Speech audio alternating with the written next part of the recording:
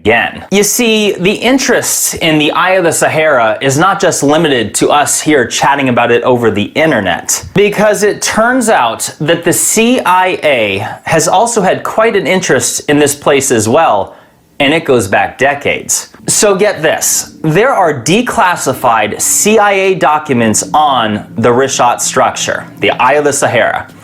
That's right, and I've seen the released files with my own eyes, and I'm going to share them with you here as well. And I have to say that this stuff is beyond interesting.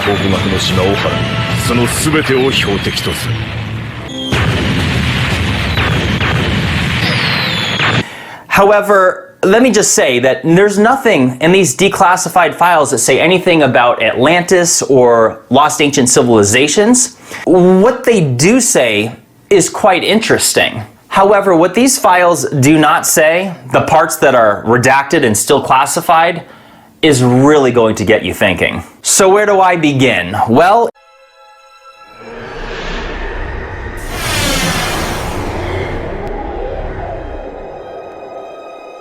空白の100年。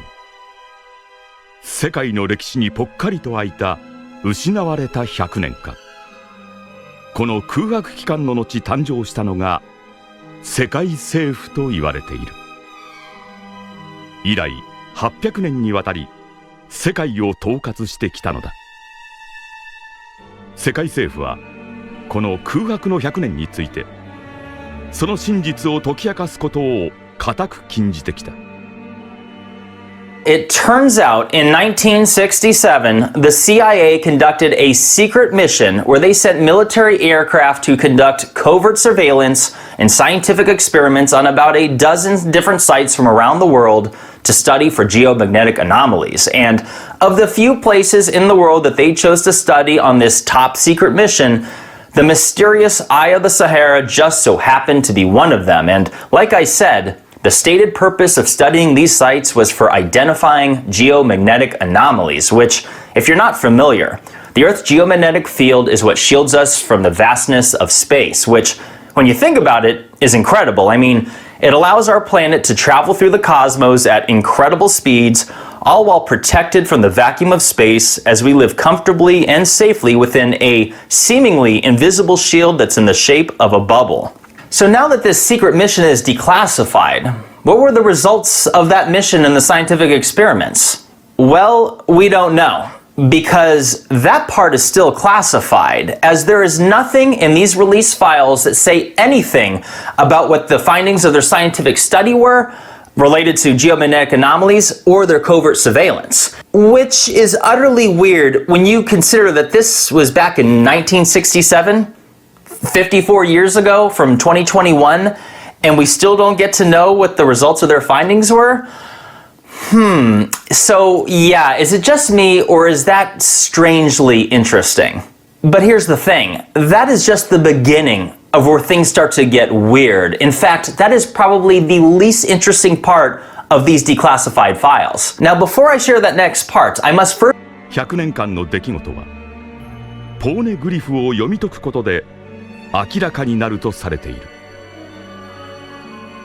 かつてロビンの故郷である考古学の聖地オハラにてクローバー博士はポーネグリフを研究し空白の100年の秘密を解き明かそうとしている。Now, before I share that next part, I must first revisit a few of the remarkable similarities between the Eye of the Sahara to that of the tale of Atlantis, so that way we can all truly appreciate just how interesting / bizarre all of this actually is.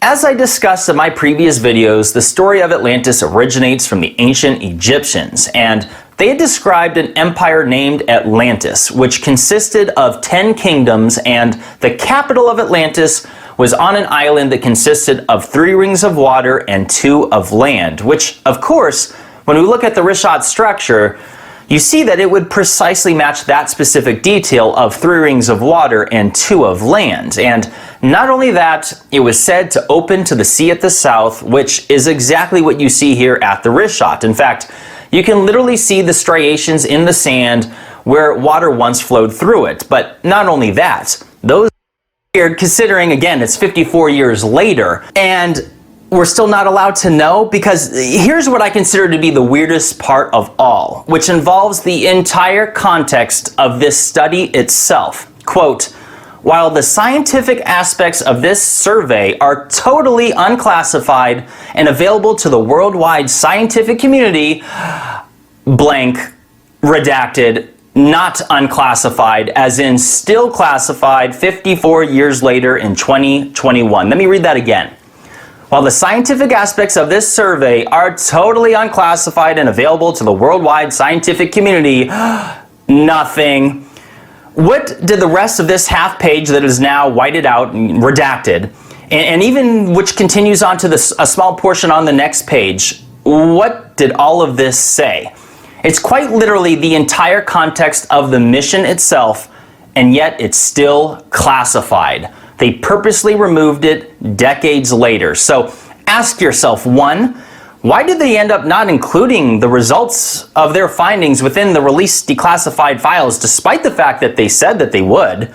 Two, why did they classify the mission itself when they had also first said that it wasn't going to be? And three, why is this giant portion redacted from the declassified files themselves?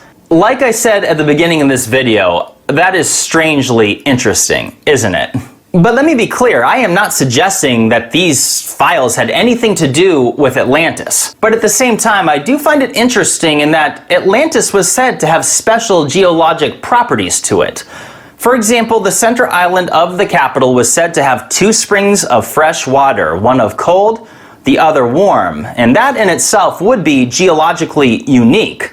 So the fact that there was something about this site that 王国の姿、かつては強大な力を誇ったようだが、その国の情報は必要なまでに書き消されておる。おそらく後に世界政府と名乗る連合国の前に敗北を悟った彼らは、その思想を未来へ託そうと全ての真実を石に刻んだのじゃ。それこそが現代に残るポーネンだが、それ以上に歴史とともに呼び起こされるその王国の存在と思想こそがお前たち世界政府にとっての脅威なのではないのか。全ての鍵を握るかつて栄えたその王国の名は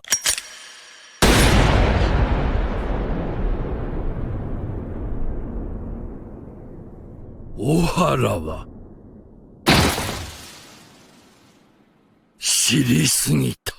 バスターコールだ。